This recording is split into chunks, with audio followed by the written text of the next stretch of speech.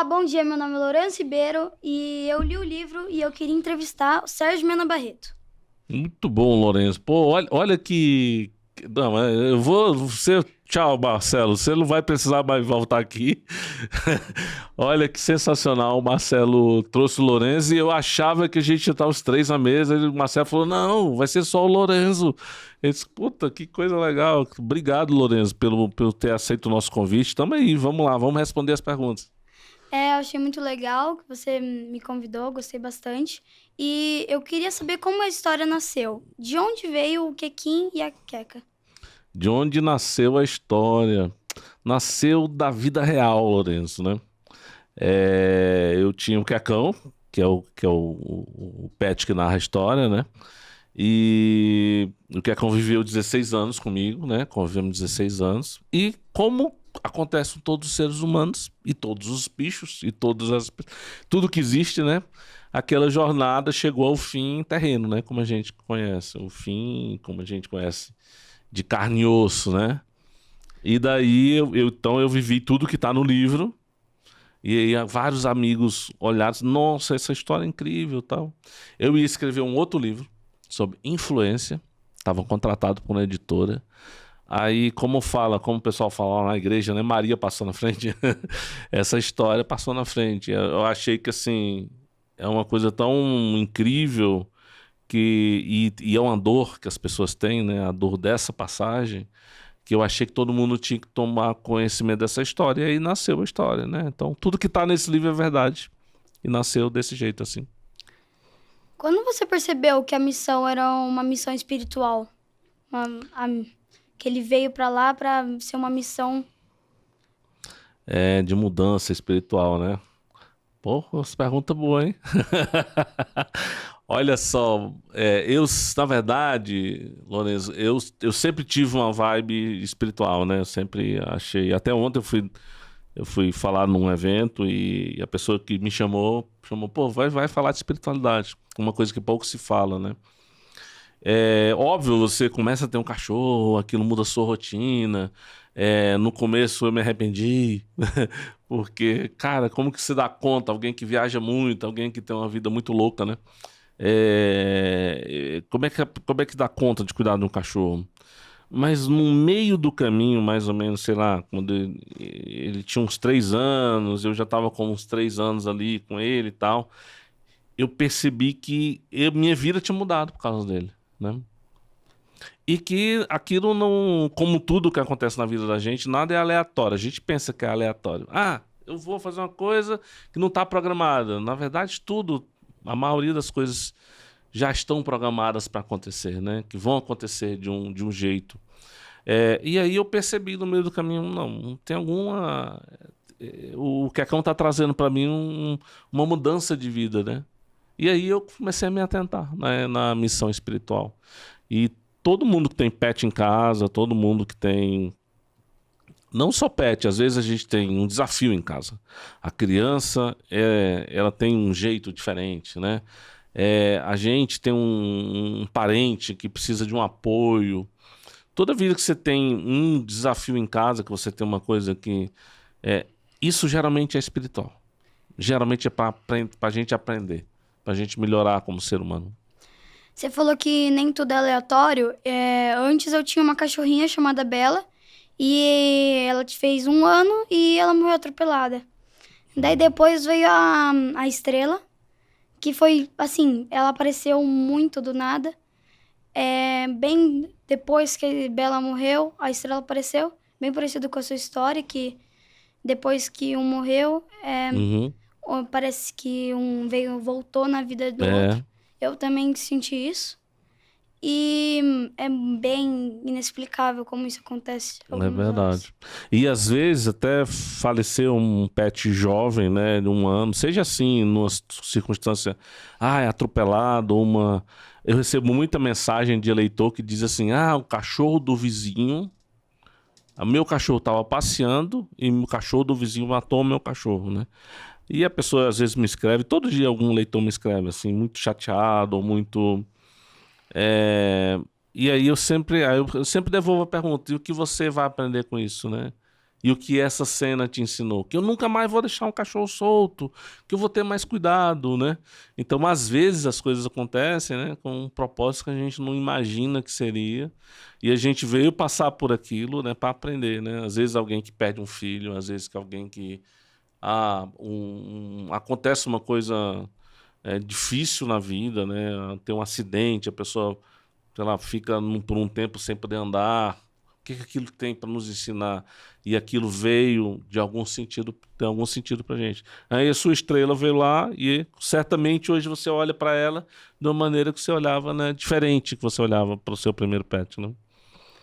Eu gostei da visão do cachorro, que ele contou a história. Gostei bastante disso. E por que você percebeu que você queria contar a história pela visão do cachorro e não pela sua? Eu nem percebi isso, sabe? Na verdade, assim, era uma história que tinha que ser contada, porque aquilo tinha sido muito forte, todo mundo estava ao redor. Nossa, você tem que escrever um livro sobre isso. Eu já tinha escrito outros, né? Só que eu não sabia como contar essa história. Eu vou contar a história, uma pessoa que tem um cachorro, e eu não sabia como contar essa história. E eu nem tinha coletado as histórias, na verdade. Eu não tinha... Nunca fez parte da minha ideia de ter anotado tudo que eu ia vivenciando com ele, né? Nos aprendizados todos. E aí um dia eu tô em casa e eu escrevo à noite, depois que eu janto, tô ali, eu não fico na TV, eu fico lendo alguma coisa. E eu tô em casa e tal, não me lembro na época o que eu tava fazendo, porque isso faz uns 8 anos ou mais, quando eu comecei a escrever, 6 anos. E aí eu ouvi uma voz na minha cabeça, assim, eu conto a história. Aí eu disse, nossa, então quem vai contar a história é o Quecão, não sou eu, né? E daí toda noite eu sentava na mesa e aí as histórias iam aparecendo, né? A vizinha que era estrangeira, que passeava, não sei o quê, o negócio da mãe. Aí as histórias vinham, elas vieram meio aleatórias. Aí como eu tinha feito um curso de escritor, né? Então aí a gente organizou, depois eu organizei, tem até um cronograma, depois eu vou te mostrar um dia, né? Que tem toda a organização dos 28 capítulos, como essa história ia ser contada, para ter começo, meio e fim, né? Porque, por exemplo, eu nunca contei isso, cara. A primeira coisa que me chegou foi como ele me via depois de ele ter partido. Que ele me via deprimido, que ele me via... Esse foi o primeiro texto que chegou. Na verdade, chegou o fim do livro antes. Olha que louco, não chegou o começo.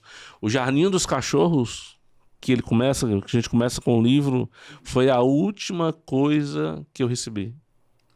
Né? Eu não estava no livro, eu tinha recebido a história de como foi a escolha, ele ir de carro, sem spoiler, né? Levado para uma pet shop para ser vendido.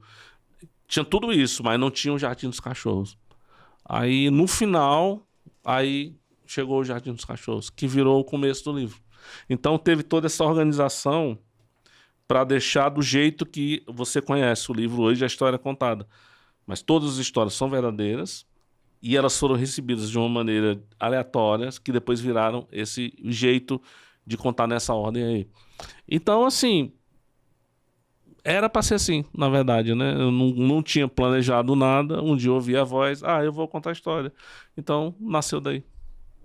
Uma pergunta que eu queria saber, qual é a maior relação entre os dois? Que eles mais chamam de igual? A Queca e o Quecão, né? Quecão era muito mandão, e Queca é muito mandona. Nitidamente, assim, você olha pra ela tem exatamente os mesmos traços do Quecão, assim, de poderosa, sabe? Quecão era meio turrão, a parte difícil não tá no livro, porque ele não contou.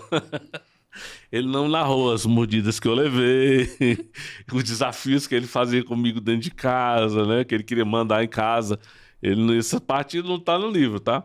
Mas toda essa parte, assim, de ser... A Queca é muito engraçada. Ela é uma fêmea, castrada, como o Quequinho também é. Quecão foi castrado muito tarde, essa história tá no livro, né? Ficou doente e tal. Ela, quando ela vai fazer passeio, ela sai marcando território. Ela faz 30 xixis, como se ela fosse um macho, como se fosse um cachorro, e cisca pra trás assim, eu sou a dona desse pedaço aqui. Então, assim, são coisas muito interessantes. E você vê nitidamente que ela é uma alma antiga, como se fala, experiente, antiga, com o Quequinha todo molequinho, e ela é toda alma antiga, já toda poderosa. Então, eles têm muito em comum essa altivez, esse jeito de parecer que sabe tudo. Como a gente falou a coisa mais parecida, o que é a coisa que mais muda? A coisa que mais muda, e é uma coisa que as pessoas me perguntam muito, desses comentários que eu recebo todas as vezes, né? Será que o meu cachorro voltar, ou eu pegar um outro cachorro, eu tô esquecendo que o outro foi, o antigo foi? E não tem que comparar, sabe? Eu acho que não tem que comparar.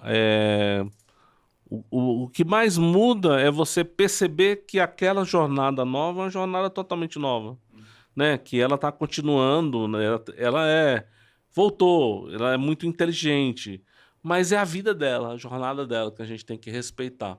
E é totalmente diferente da primeira jornada, né?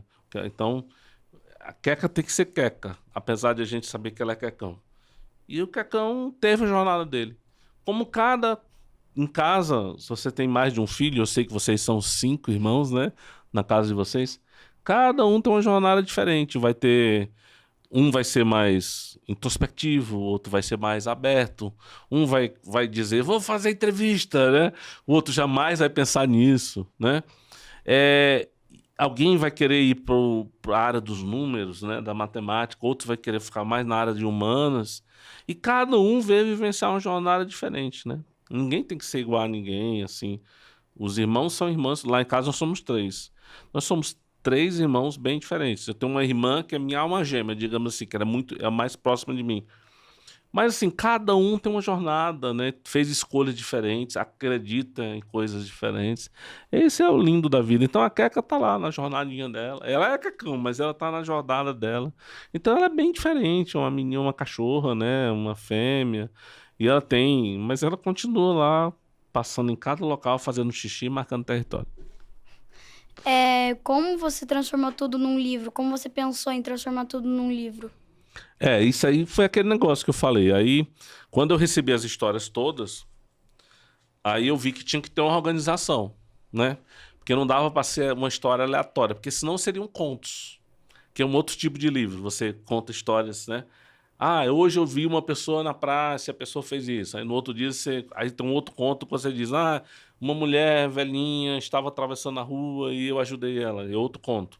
Então, se não tivesse tido uma organização, ia parecer contos. Então tinha que começar o cachorro nascendo, vai crescendo, passa por toda a experiência de crescer, os aprendizados com os humanos, a velhice que faz a passagem. Por exemplo, se eu fosse escrever na ordem que eu recebi, começava pela passagem, né? Ele indo para o outro plano, começava aí. Mas não fazia sentido começar um livro assim, né? Como também, depois, no último foi que chegou o Jardim dos Cachorros. Aí eu disse, nossa, então o livro tem que começar com o Jardim dos Cachorros. Então, aí isso se localizou no primeiro ponto do livro.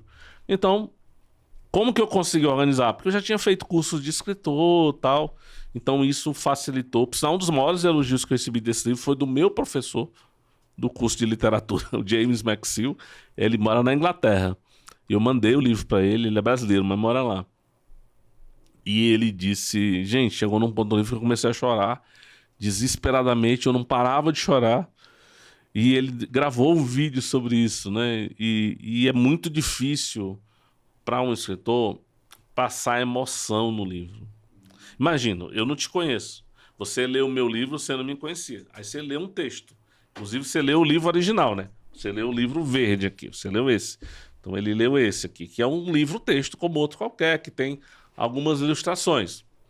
Aí você não me conhece, aí você leu esse texto. E eu não sei, aí eu vou te fazer uma pergunta agora, se você se emocionou em alguma parte desse livro, que é o lado que é muito difícil passar emoção para um leitor, para quem está lendo, né? A pessoa, nossa, ficar comovido com alguma cena. Você se emocionou? No no amarelo, sim. No amarelo? Nossa. É porque eu pensava no lugar onde ele tava, como ele se sentia. Ah, legal. O amarelo que tá falando é o quadrinhos, que é essa, É o HQ. que é o HQ. Muito bom. Então, para você, o ambiente ver foi muito mais importante, né? Então, assim, é muito difícil se emocionar. E você não usa uma técnica para emocionar ninguém. Mas se você fizer uma organização super bem feita, tem mais chance daquela história entrar na cabeça da pessoa. Por exemplo, estamos falando aqui de literatura, eu já falei isso para o Marcelo em outra entrevista. A gente nunca conta, a gente mostra. Mostra a cena, a gente não conta. Ah, eu saí com o meu cachorro para passear. Isso é contar. Como é mostrar? Quando eu abri a porta, ele disparou numa loucura, né? A língua estava fora da boca, o rabo estava balançando. Isso é mostrar. Você mostra o que estava acontecendo com o cachorro na cena. Então, assim, isso é uma técnica que tem que, para fazer o leitor colar na trama, é legal usar uma técnica como essa. Agora, a emoção, a conexão, isso é uma coisa que vem de outro plano, não é nossa. Você já recebeu mensagens de pessoas que estavam lutando contra o luto, que falaram sobre o seu livro? Muito, isso é muito, todo dia eu recebo. Todo dia eu recebo mensagens assim: meu cachorro faleceu ontem, eu quero desaparecer da terra e hoje eu comprei seu livro. Aí eu, manda mensagem e tal. Espero que o livro lhe apoie, lhe ajude. Outras pessoas escrevem assim: seu livro me salvou. Eu estava vivendo a pior coisa da vida e eu li seu livro e eu entendi, né? Entendi que o cachorro continua vivo, que não existe morte. Porque a principal mensagem desse livro é a mesma mensagem que eu tento passar em qualquer lugar, né? Que a gente está vivendo uma vida aqui, Lourenço, de, sei lá, 80, 90 anos é o que as pessoas vivem hoje em dia, mas você vai viver uns 120, 130, tá? Porque a ciência vai descobrir muita solução para nossa vida. Então a gente tá vendo isso e a gente acha que é isso. E às vezes a gente tem uma vida que é muito difícil, né? 80, 90 anos, né? Eu tenho um tio agora que tá bem velhinho já, teve uma vida muito desregrada, né? Foi alcoólatra há muitos anos. Uma vida. Aí, uma vez eu tava pensando, será que o meu tio veio para viver isso, né? Só isso? Mas na verdade, se a gente for pegar essa parte que a gente está vivendo aqui, física, talvez seja uma pequena parte de uma coisa muito maior, né? Meu tio talvez teve várias outras experiências de outras vezes, e essa é uma experiência que ele está tendo que passar para aprendizado dele, né? Então, essa é uma coisa assim que se a gente, digamos assim, se apropriar dela, né? E é isso que, essa mensagem que o livro tenta passar, olha, não é porque você não tem mais corpo que você morreu, você continua, né? A vida continua, né? A gente só não tá vendo fisicamente. Quando eu tava lá em casa, que é como eu tinha feito a passagem, já tinha 1, 2, 3 semanas, aí eu via, sentia ele vindo, plof, plof, deitava aqui na caminha, a cama ficou ao lado do sofá, plof, deitava aqui, opa, ele chegou aqui. Então eu sentia a energia dele, né? Eu não via mais, porque o corpo estava muito, já tinha acabado o corpo, estava muito fraquinho, não absorvia mais comida, mas a energia dele estava por ali. E eu sempre, quando as pessoas perguntam, até quando eu vou sentir a presença dele? Até acabar a sua dor. Quando você se curar da dor, do luto, da falta, da saudade, aí vai estar pronto. Ou para ele voltar para você, e aí você tem que observar os sinais, que é o que eu falo, ou ele vai seguir a jornada dele contra a família. Ele vai voltar, com certeza, tá? Porque volta mesmo. Agora, vai voltar para você se fizer sentido. Se não fizer sentido, vai voltar em outra família. Então, é essa mensagem que é a mensagem principal do livro. Falei de luto, né? Um confeiteiro lá da minha cidade, que é Campinas, ele tinha... O cachorro dele morreu e o nome do cachorro era Gucci e o nome dele é Jones. Ele é muito famoso lá e ele tava lutando contra o luto e eu entreguei seu livro pra legal. ele. Eu ouvi falar que você é um grande divulgador do livro e da história. E é muito lindo, sabe, Lourenço? É o seguinte, quando a pessoa, e você já passou, né, por essa dor, quando você perdeu sua cachorrinha atropelada, é uma coisa assim, o pet já faz parte da família. Aí, de repente, acontece um atropelamento, acontece uma coisa, ou o pet fica doente porque ficou velhinho. É uma coisa assim. Só quem não passou por isso, e as pessoas até dizem, ah, mas é só um cachorro, você tá chorando por um cachorro, compra outro, mas não é assim. Aquilo faz parte da família. A gente tinha um amor, né? E tem um amor muito grande. Que faz parte da nossa. É uma conexão que a gente tem. Então, essa é uma dor que é uma dor desrespeitada pela sociedade, de modo geral, né? As pessoas não respeitam quando você tá... Às vezes não respeitam nem se você tá em luto, porque a sua tia, uma pessoa, um ente humano faleceu, imagina um pet. A gente tá numa sociedade meio atrasada ainda, né? Então, e o livro, ele também honra isso, sabe? Ele também é uma maneira de a pessoa tá dizendo, não, o livro vem acalentar, né? E isso é muito, muito legal que esse livro tenha esse papel. Você pensa em criar uma continuação do livro? Penso em criar uma continuação do livro. Esse ano era pra ter tido, tá? Olha, eu nem era pra estar falando disso, mas ano que vem, o spoiler então, ano que vem, que vai fazer 5 anos do Verde, vai ter uma segunda parte. Mas não é que a gente vai mexer na história, não vou mexer na história. A história é a mesma, mas a gente vai ter uma segunda parte, que é o que aconteceu depois, e é um manual do luto, que é uma coisa que as pessoas cobram muito, assim. Às vezes eu respondo, e aí eu respondo uma mensagem direta, né, para alguém.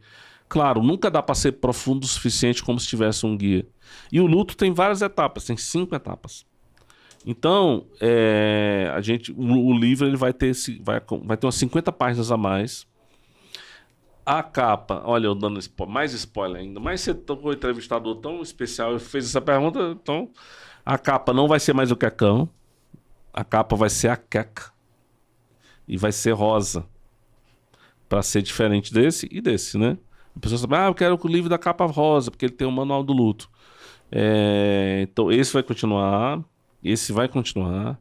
E aí vai ter um novo livro, provavelmente. Então vai ser provavelmente não, já tem uma capa que já foi pensada. Aí vai ser a Queca. E vai ter o Guia do Luto adicional. Olha aí, o Lourenço está pegando, assim, furo de reportagem aqui. Aqui tá falando o livro do bem. Você transfere o dinheiro para uma ONG? É isso? Exatamente. Tem uma ONG chamada Cão Sem Dono. Então os direitos de autor, que seriam os meus direitos, né? Como funciona o livro? É assim, o autor recebe um percentual do valor do livro, da capa. Como o autor se remunera. Então como eu não escrevi esse livro, quem escreveu foi o Quecão, né? Ele doa os direitos de autor dele para a ONG Cão Sem Dono. A Cão Sem Dono é uma ONG que funciona aqui, né? Na periferia de São Paulo, em outro município. Eles cuidam de 500 animais abandonados que recolhem na rua. Acabou de ter uma feira, inclusive, deles, de animais abandonados. A gente conseguiu... acho que foi 40 pessoas adotaram nesse dia. Cada pessoa recebeu um HQ, né, de presente por ter adotado. E a renda, então, aí a editora faz o cálculo. O que o Quecão receberia de rendimento, manda para a Cão Sem Dono e transfere o dinheiro para eles. Cada comentário que vocês fizerem aqui, né? Qualquer interação vai ganhar um resumo da conversa, feito, né, por inteligência artificial. Vocês estão gravando tudo, né? Estamos. E quem ganhar qualquer coisa vai ganhar um PDF, Exatamente, já está aqui. Fazer então, pode comentar aí, interagir, manda um oi, manda como fala? Comentário, dizendo o que achou da conversa, se já leu o livro. Se alguma coisa. Achou alguma coisa interessante. Se gostou da performance do Lourenço entrevistando, faz qualquer comentário, tá valendo. Vai ganhar um resumo gerado por inteligência artificial. Eu agradeço muito por essa conversa que a gente teve. Gostei bastante, aprendi bastante coisa, a arte do livro, sobre o livro, como a história começou, várias coisas. Achei muito legal essa conversa. E queria agradecer muito você. E se vocês puderem comprar o livro, ele está disponível, né, Sérgio? Tá disponível, né? O site é voltei-olivro.com.br. E tem um perfil também da Queca Quequim, né? Que você pode ir @Queca Quequim nas redes sociais. Você pode ir lá. Eu gravo vários vídeos, tem alguns trechos dessa nossa conversa, vai estar no Queca Quequim. E aí também lá a pessoa pode ver vídeo, pode ver várias coisas e também tem um link para comprar o livro. Vale muito a leitura desse livro. E eu agradeço muito por tudo. E é isso. Muito bom, Lourenço. Cara, ó, Lourenço, você foi uma das coisas mais legais que me aconteceu comigo esse ano. Nunca imaginei que ia ser entrevistado por um leitor, ainda mais um leitor da sua idade, um leitor mirim inteligente como você é. Pessoal, muito obrigado. Então, acompanhem, comentem, né? E vocês vão receber o resumo. Obrigado mais uma vez, o Lourenço. Já está contratado aqui para outros episódios. E foi um prazer conversar com vocês. Se despede aí, Lourenço, sua vez. Tchau!